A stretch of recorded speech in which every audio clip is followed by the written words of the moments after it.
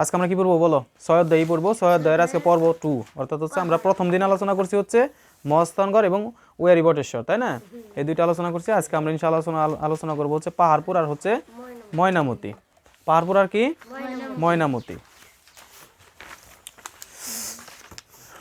দেখো পাহাড়পুর যদি আমরা আলোচনা করি, দেখো এখানে কি বলা আছে, পাহাড়পুর বৌদ্ধবিহারটি রাজশাহী বিভাগের নওগাঁ জেলা অবস্থিত।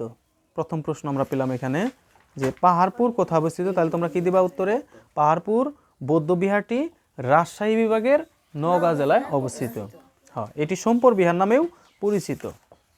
এটি কি নামে পরিচিত? সম্পর বিহার। তার মানে এটার দুইটা নাম আছে, একটা কি পাহাড়পুর বৌদ্ধবিহার আর একটা হলো সম্পর বিহার, ঠিক আছে? আচ্ছা, এই ঐতিহাসিক নিদর্শনটি 781 থেকে 821 খ্রিস্টাব্দে পাল রাজা ধর্মপালের শাসনামলে নির্মিত হয়।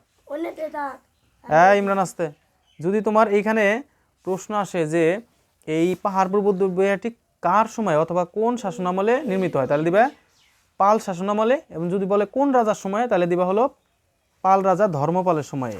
কার সময়ে? ধর্মপালের সময়ে। এখানে 24 মিটার উঁচু গড় রয়েছে। এখানে কত মিটার উঁচু গড় রয়েছে? 24 মিটার। আচ্ছা, বৌদ্ধ বিহারটি উত্তর দক্ষিণে 274.15 মিটার এবং পূর্ব পশ্চিমে 273.70 মিটার, ঠিক আছে? এর আর কি আয়তন। আর এই চমৎকার বৌদ্ধ বিহারের চারপাশে 177টি ভিক্ষুক কক্ষ রয়েছে। আচ্ছা, যদি প্রশ্ন আসে যে পাহাড়পুর বৌদ্ধ বিহারে কতটি ভিক্ষু কক্ষ রয়েছে, বলো দেখি। ভিক্ষু কক্ষ কতটি? 177টি। এছাড়া এখানে রয়েছে প্রবেশ পথ, ছোট ছোট মন্দির, রান্নাঘর, তারপরে রয়েছে কি খাবার ঘর এবং পাকা নর্দমা রয়েছে। নর্দমা বুঝো তো, ওই যেখানে ইটি রাখে আর কি, তোমার ময়লা আবর্জনা রাখে, নর্দমা। তাহলে আমরা পাহাড়পুর থেকে কি কি প্রশ্ন জানলাম? পাহাড়পুর কোথায় অবস্থিত, এটি কি নামে পরিচিত, তারপর হচ্ছে এটি কত সালে নির্মিত, 781 থেকে 821 মধ্যে। এটি কে নির্মাণ করেন? পাল রাজা ধর্মপাল। এর উচ্চতা কত? 24 মিটার। আর দক্ষিণে কত আয়তন? 274 এবং হচ্ছে আর পূর্ব পশ্চিমে হচ্ছে 273.70 মিটার। আর এখানে ভিক্ষু কক্ষ রয়েছে কতটি? 177টি, ঠিক আছে? ওকে, এই প্রশ্নগুলো এখানে আসতে পারে, তোমরা পড়বা। এখন আসো ময়নামতি।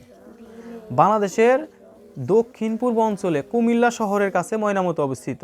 আচ্ছা, ময়নামতি কোথায় অবস্থিত? বাংলাদেশের দক্ষিণ পূর্ব অঞ্চলে পূর্ব অঞ্চলে কুমিল্লা শহরে অবস্থিত। যদি পরীক্ষায় প্রশ্ন আসে যে কুমিল্লা শহরে মানে কুমিল্লা শহরে কি অবস্থিত আছে, অর্থাৎ হচ্ছে কোন বৌদ্ধ বিহারটা অবস্থিত? বৌদ্ধ বিহার না, সরি, এটা কি ময়নামতি না? আচ্ছা আচ্ছা, বাংলাদেশের দক্ষিণ পূর্বাঞ্চলে কুমিল্লা শহরের কাছে ময়নামতি অবস্থিত। ময়নামতি কোথায় অবস্থিত যদি প্রশ্ন আসে, তাহলে কি দিবা? বাংলাদেশের দক্ষিণ পূর্ব অঞ্চলে কুমিল্লা শহরের কাছে। আচ্ছা, ময়নামতি স্থানটি 8ম শতকের রাজা মানিকচন্দ্রের স্ত্রী ময়নামতি কাহিনীর সঙ্গে জড়িত। আচ্ছা, ময়নামতির এই কাহিনীটি কার সঙ্গে জড়িত? 8ম শতকের রাজা মানিকচন্দ্রের স্ত্রীর সাথে জড়িত। এটি বৌদ্ধ সভ্যতার অন্যতম কেন্দ্র। আচ্ছা, বৌদ্ধ সভ্যতার অন্যতম কেন্দ্র কোনটি? ময়নামতি। এখানে হিন্দু ও জৈন ধর্মের নিদর্শন পাওয়া গেছে। এখানকার সবচেয়ে গুরুত্বপূর্ণ ঐতিহাসিক নিদর্শন হলো শালবন বিহার। আচ্ছা, ময়নামতির সবচেয়ে গুরুত্বপূর্ণ ঐতিহাসিক নিদর্শন কি? শালবন বিহার, ঠিক আছে? আচ্ছা, এটি একটি বৃহৎ বৌদ্ধ মাঠ। বৃহৎ বৌদ্ধ মাঠ কোনটি? ময়নামতি, ঠিক আছে? এখানে 550 ফুট দৈর্ঘ্য এবং 550 ফুট প্রস্থ বিশিষ্ট শালবন বিহারে 115টি ভিক্ষু কক্ষ রয়েছে। আচ্ছা, এইখানে কিন্তু তোমরা কনফিউশনে পড়ে যাও না, মানে হচ্ছে যেমন পাহাড়পুরে ভিক্ষু কক্ষ রয়েছে 177টি আর ময়নামতিতে রয়েছে কয়টি?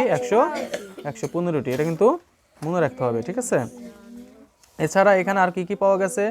এছাড়া আনন্দ বিহার, ভোজ বিহার এখানে উল্লেখযোগ্য ঐতিহাসিক নিদর্শন। এখানে 7 থেকে 12 শতকের মধ্যবর্তী সময় মূল্যবান দ্রব্যাদি পাওয়া গেছে। কোন শতকে?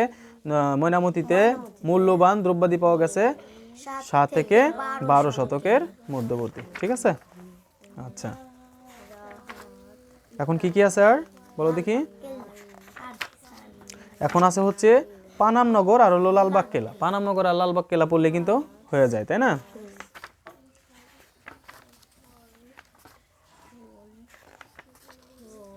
আচ্ছা দেখো, এখন আমরা পড়বো পানামনগর আর লালবাগ কেল্লা। এইটা হচ্ছে পানামনগর, এটা হচ্ছে লালবাগ কেল্লা।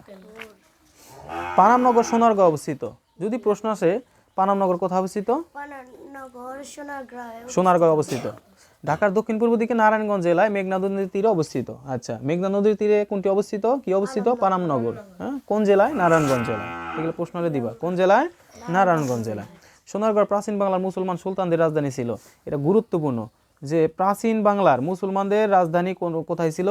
পানামনগর, মানে সোনারগাঁও। ঠিক আছে, সোনারগাঁও প্রাচীন বাংলার মুসলমানদের সুলতানদের রাজধানী ছিল। ঔপনিবেশিক আমলে সোনারগাঁও সুতি বস্ত্রের কি ব্যবসা কেন্দ্রে পরিণত হয়। এই সুবাদে গড়ে ওঠে নতুন শহর পানামনগর। 19 শতকে হিন্দু বণিকেরা সুতা বাণিজ্যের কেন্দ্র হিসেবে পানামনগর আবাসস্থল হিসেবে বেছে নিয়েছিল। আর এখানে কি বলছে? পানামনগর গড়ে ওঠে একটি একক বৈশিষ্ট্য মণ্ডিত শহরে। এই শহরটি গড়ে ওঠে 5 মিটার প্রশস্ত 600 মিটার দীর্ঘ সড়কের দুপাশ ঘিরে। দেখছো, এখানে 5 মিটার প্রশস্ত ও 600 মিটার দীর্ঘ সড়কের দুপাশ ঘিরে এই পানামনগর মানে সোনারগাঁও গড়ে ওঠে। আচ্ছা, এখন আসো, এগুলো কি দিয়ে তৈরি? ইট দিয়ে তৈরি। কি দিয়ে তৈরি? ইট দিয়ে তৈরি। এই শহরে রয়েছে 52টি বাড়ি। কতটি বাড়ি রয়েছে? 52টি বাড়ি এবং সারিবদ্ধ 31টি বাড়ি রাস্তার উপরে, 21টি বাড়ি রাস্তার দক্ষিণ পাশে নির্মিত। পানামনগরটি চারদিকে কৃত্রিম খাল বা পরিখা দ্বারা সুরক্ষিত। বর্তমানে এটি একটি জনপ্রিয় পর্যটন কেন্দ্র। ঠিক আছে, পর্যটন স্থান মানে বুঝো তো, যেখানে ওই যে দর্শকরা কি করতে যায়, মানুষের দেখো, এবার আমরা পড়বো হচ্ছে লালবাগ কেল্লা। ওকে, লালবাগ কেল্লা ঢাকার লালবাগে বুড়িগঙ্গা নদীর তীরে অবস্থিত। যদি বলে যে লালবাগ কেল্লা কোথায় অবস্থিত? ঢাকার কোথায় অবস্থিত? বুড়িগঙ্গা নদীর তীরে অবস্থিত। প্রথমে এর নাম ছিল আরঙ্গবাদ। কি নাম ছিল? আরঙ্গবাদ। 1678 সালে এটি নির্মাণ করা হয়। কত সালে নির্মাণ করা হয়? 1678 সালে এটি নির্মাণ করা হয়। লালবাগ কেল্লা কত সালে নির্মাণ করা হয়? 1678 সালে 1678 সালে লালবাগ কেল্লা নির্মাণ করা হয়, তাই না? মোগল সম্রাট আওরঙ্গজেবের পুত্র শাহজাদা মোহাম্মদ আজম দুর্গটি নির্মাণ কাজ শুরু করেন। মোগল সম্রাট আওরঙ্গজেবের পুত্র। আচ্ছা, মোগল সম্রাট আওরঙ্গজেব কি তোমরা চিনো? আওরঙ্গজেব কে? কও দেখি। তোমরা কি শাহজাহানের নাম শুনছো? ওই যে মমতাজের জন্য তাজমহল বানাইছে, হ্যাঁ, ওই শাহজাহানের পুত্রের নাম ছিল আওরঙ্গজেব। আর তার পুত্রের নাম ছিল শাহজাদা মোহাম্মদ আজম। তিনি এই দুর্গটি নির্মাণ কাজ শুরু করেন। পরবর্তীকালে শায়েস্তা খান, অর্থাৎ বাংলা সুবাদার শায়েস্তা খান এই দুর্গের নির্মাণ কাজের দায়িত্ব গ্রহণ করেন। লালবাগ কেল্লাটি 18 একর জায়গার জুড়ে বিস্তৃত। তার মানে 18 একর জায়গার উপর কি অবস্থিত? তোমার হচ্ছে লালবাগ কেল্লা অবস্থিত। দুর্গটি মোগল বাঙালি স্থাপত্য শিল্পের সমন্বয়ে নির্মাণ করা হয়েছে। এটি সম্পূর্ণ ইটের তৈরি। সম্পূর্ণ কিসের তৈরি? ইটের তৈরি। কেল্লা চত্বরে কেন্দ্রস্থলে রয়েছে দরবার হল, হাম্মামখানা। কি কি রয়েছে দেখো, লালবাগ কেল্লার ভিতর কি কি পাই আমরা? দেখো, দরবার হল, হাম্মামখানা, পরিবিবির সমাধি, উত্তর পশ্চিম দিকে শাহী মসজিদ। এখানে কিন্তু শাহী মসজিদ গুরুত্বপূর্ণ একটি মসজিদ বাংলাদেশে, শাহী মসজিদ। দুর্গের দক্ষিণে গোপন প্রবেশ পথ এবং একটি 3 গম্বুজ বিশিষ্ট মসজিদ রয়েছে।